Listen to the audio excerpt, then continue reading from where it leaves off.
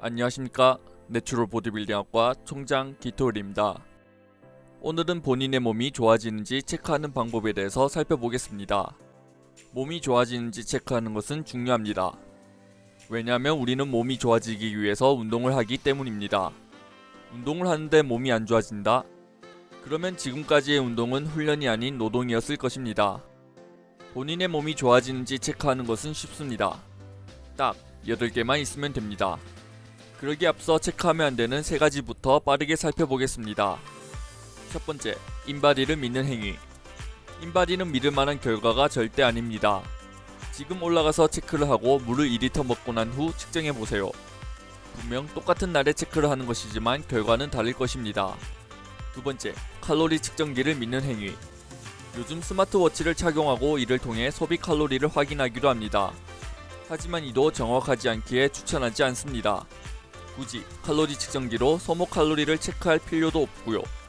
세 번째, 눈바디를 믿는 행위. 총장님, 눈바디를 믿지 말라고요? 눈바디는 정확하면서도 정확하지 않습니다. 우리는 매일매일 우리의 몸을 보기에 스스로는 몸의 변화를 모를 수 있습니다. 따라서 영상으로 기록해 한 달 혹은 3주 이상의 기간을 두고 비교해야 할 것입니다. 그렇다면 제가 추천하는 방법은 무엇일까요? 첫 번째, 체중 재기. 체중을 매일 아침 소변을 보고 난 후에 측정하고 한 주 평균치를 확인합니다. 저녁에 측정해도 되지만 아무래도 평균적인 체중을 확인하기 위해서는 아침에 측정하는 것이 제일 정확합니다. 체중계를 화장실 앞에 두고 옆에 노트와 볼펜을 항상 올려놓으세요. 화장실 옆에 보드판을 걸어두는 것도 좋은 방법입니다. 측정한 후에는 까먹기 전에 즉시 메모하세요. 체중을 기준으로 삼는 것은 가장 기본입니다. 우리가 먹는 칼로리에 따라 체중은 증감하기에 체중은 가장 기준이 되는 것입니다. 그리고 주당 평균을 낸 다음 본인의 목표에 맞게 주당 체중 평균의 0.5에서 1% 커팅, 림매스업을 하면 될 것입니다. 추가해서 체중이 변화하는 이유들에 대해서 말씀드리겠습니다. 첫 번째는 체내 수분 상태, 두 번째, 체내 나트륨 상태, 세 번째, 스트레스나 생리로 인한 수분 상태, 네 번째, 탄수화물로 인한 글리코겐 상태, 다섯 번째, 음식물 자체의 무게로 인한 위장의 무게 상태. 체중이 증감하는 이유는 다양하기에 매일매일 변하는 체중으로 인해서 스트레스를 받기보다는 그냥 받아들이는 것이 가장 현명합니다. 두 번째, 신체 부위 측정하기. 매주 신체의 9군데를 측정함으로써 본인의 몸이 발달했는지 확인할 수 있습니다. 측정할 때는 아침에 일어나서 화장실 갔다 온 다음 측정하시면 됩니다. 힘 줬을 때의 왼팔과 오른팔, 숨을 들이마셨을 때의 가슴, 배꼽 2cm 위, 배꼽 2cm 아래, 엉덩이, 양 허벅지의 가장 두꺼운 부분.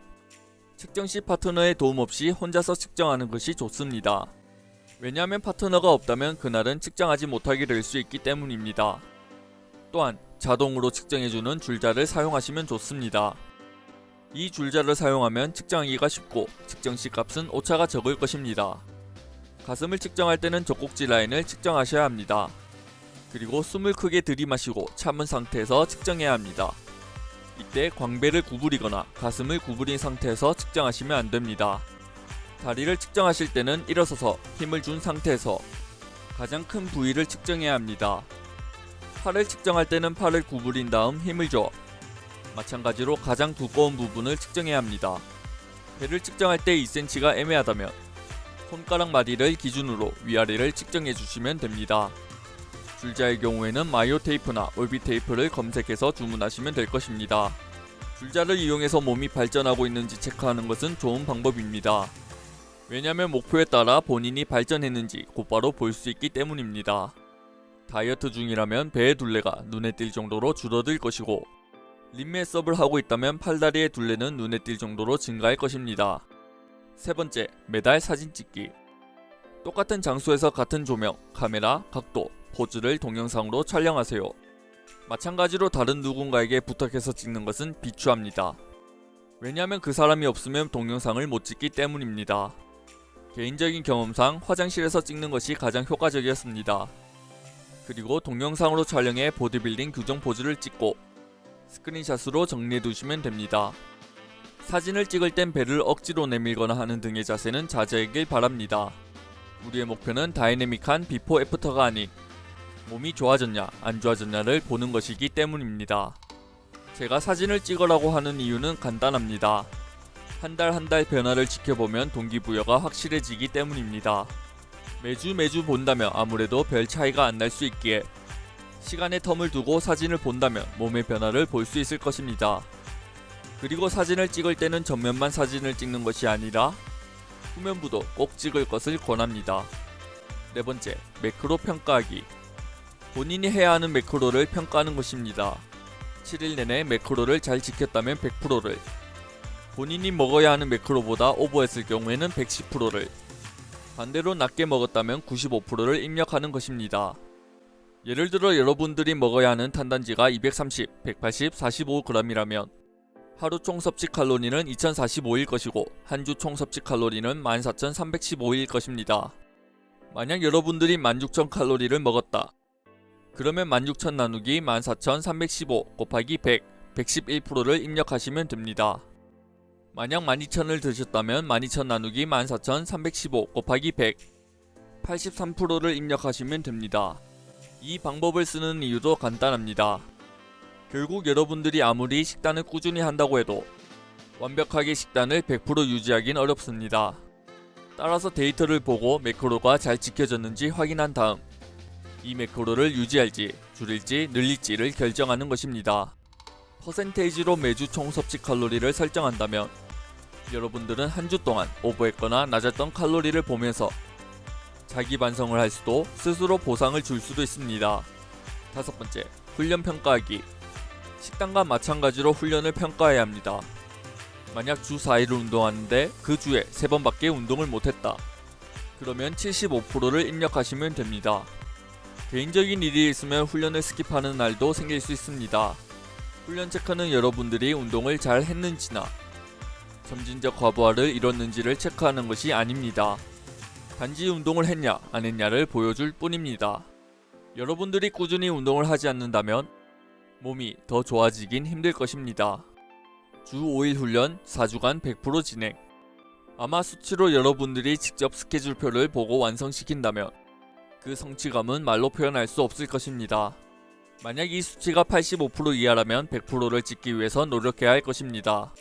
그럼에도 불구하고 계속해서 100%를 입력하지 못한다면 여러분들은 훈련 계획을 다시 수정할 필요가 있습니다. 여러분들의 하루 일정에 운동이 들어가는 것이지 운동을 해서 여러분들의 일정이 망가지면 안 되는 것입니다. 여섯 번째, 수면, 스트레스, 배고픔, 피로 체크하기. 이를 0에서 5까지 점수를 매기는 것도 좋은 방법입니다. 수면을 예로 들면 0은 매우 잘 잠이고 5는 불면증입니다. 배고픔을 예로 들면 0은 배고프지 않다이고 5는 매우 배고프다입니다. 여러분들이 훈련을 하면 할수록 몇 가지 문제가 생길 수 있습니다. 훈련의 질이 떨어진다든지 목표하는 체중에 도달하지 못하는 등이요. 하지만 이런 체크를 한다면 이는 여러분들이 왜 훈련의 질이 떨어졌는지, 왜 체중이 변하지 않는지 자체 점검을 할 수 있게 도와줍니다. 수면의 질은 특히 다이어트 시, 훈련 시 퍼포먼스, 회복, 근육을 유지하는 것에 도움을 줍니다. 수면의 질은 배고픔과 피로도에도 영향을 미치기도 합니다. 따라서 여러분들이 배가 많이 고프다면 여러분들의 최근 훈련은 상당히 질적으로 안 좋았을 것입니다. 아니면 최근 들어 무기력함을 많이 느꼈을 수도 있습니다. 하지만 여러분들의 수면의 질이 안 좋았다는 것을 안다면 수면의 질을 향상시킴으로써 이 문제들을 해결할 수 있을 것입니다. 스트레스는 훈련의 질 그리고 회복에 영향을 미칩니다. 또한 체내 수분량을 늘립니다. 따라서 다이어트를 함에도 체중이 줄지 않는다면 이는 스트레스 때문일 확률이 있습니다. 그리고 스트레스는 수면에도 영향을 미칩니다. 만성적인 허기짐은 다이어트 시 많이 일어납니다. 때때로 스트레스를 많이 받거나 음식 선택을 잘못한 경우에도 만성적인 허기짐이 생길 수 있습니다. 따라서 많이 배고픔을 느끼거나 스트레스를 받는다면 각각의 요소는 서로에게 영향을 줘 악영향이 반복될 것입니다. 피로도는 퍼포먼스에 영향을 미칩니다. 따라서 이것은 근육과 직접적인 관계에 있다고 볼 수 있습니다. 다이어트 시에는 근육 유지를, 리메스업 시에는 근성장을, 피로도가 너무 높다면 잉여 칼로리를 섭취하는 것이 가장 효과적입니다. 잉여 칼로리를 섭취하면 아무래도 피로도가 낮아지기 때문입니다. 하지만 피로도는 수면이나 스트레스와도 관계가 있기에 무작정 잉여 칼로리를 늘리기보다 이것이 수면과 스트레스 때문인지 아닌지 확인할 필요는 있습니다. 보시다시피 수면, 스트레스, 배고픔, 피로도는 전부 연관되어 있습니다. 그렇기에 직접적인 원인을 본인이 잘 캐치하셔서 점수를 매기는 것이 중요합니다. 7번째, 메인 운동이 증량되고 있는지 체크하기. 메인 운동은 7대 운동으로 보시면 됩니다. 벤치, 데드, 스쿼트, 밀프, 턱걸이, 딥스, 바벨로우 7가지의 운동을 계속해서 체크해야 합니다. 그리고 이것을 평가하는 방법은 3가지입니다. 첫 번째는 증량했고 회복도 했고, 두 번째는 증량 못했고 회복은 했고, 세 번째는 증량도 못하고 회복도 안 됐고, 증량했다와 안 했다의 기준은 드는 무게가 늘었을 때입니다. 그리고 회복의 기준은 드는 무게가 유지된 경우입니다. 드는 무게가 유지되었다 하더라도 큰 의미를 둘 필요는 없습니다. 왜냐하면 점진적 과부하를 하면 결국 피로해지는 것은 사실이기 때문입니다. 7대 운동에서의 수행 능력이 올라가냐 안 올라가냐는 정말 중요합니다. 잠, 스트레스, 꾸준함, 매크로, 피로도에서 문제가 없다면 그것은 바로 훈련에서의 문제가 있음을 말하기에 디로딩을 해야 한다는 것을 알 수 있습니다. 만약 훈련 후 회복은 되지만 증량을 못했다면 훈련 볼륨을 조금 더 늘려서 훈련해보는 것도 도움이 됩니다. 8번째, 훈련 일지를 작성하기. 노트북이나 노트, 휴대폰을 활용해서 훈련 일지를 작성하는 것도 중요합니다. 세트수, 횟수, 무게순으로 설정하면 되는데요. 예를 들어 3세트 12개 50kg를 했다면 3 곱하기 12 곱하기 50으로 입력하시면 됩니다. 참고로 입력 방식은 다를 수 있습니다. 중요한 것은 기록을 하냐 안 하냐이기에 예를 들어 50kg 12개 3세트를 했다면 50 곱하기 12 곱하기 3으로 입력해도 무관합니다. 만약 두 번째 세트 때 무게가 줄었다면 이런 식으로 적으시면 됩니다. 2 곱하기 12 곱하기 50 그리고 12 곱하기 45. 만약 개수가 줄었다면 2 곱하기 12 곱하기 50 10 곱하기 50. 참고로 워밍업 세트는 따로 입력할 필요가 없습니다. 훈련 일지를 작성하는 것은 큰 이유가 있습니다. 첫 번째는 훈련 자체에 더 집중하게 도와준다는 것이고, 두 번째는 진보 과정을 눈으로 볼 수 있다는 것입니다. 첫 번째 주에 들었던 것보다 두 번째 주에 든 무게가 많아야 하고, 두 번째 주에 들었던 것보다 세 번째 주에 든 무게가 더 무거워야 합니다. 저는 개인적으로 오늘 훈련할 일정을 스크린샷으로 찍은 뒤 비행기 모드를 켭니다. 그러면 운동 시 방해도 안 받고 운동에 집중할 수 있습니다. 비트리로 받는 모든 수익금을 기부하고 있습니다. 많은 구매 바랍니다. 오늘의 영상이 유익하셨다면 좋아요, 구독, 알람 설정 부탁드립니다.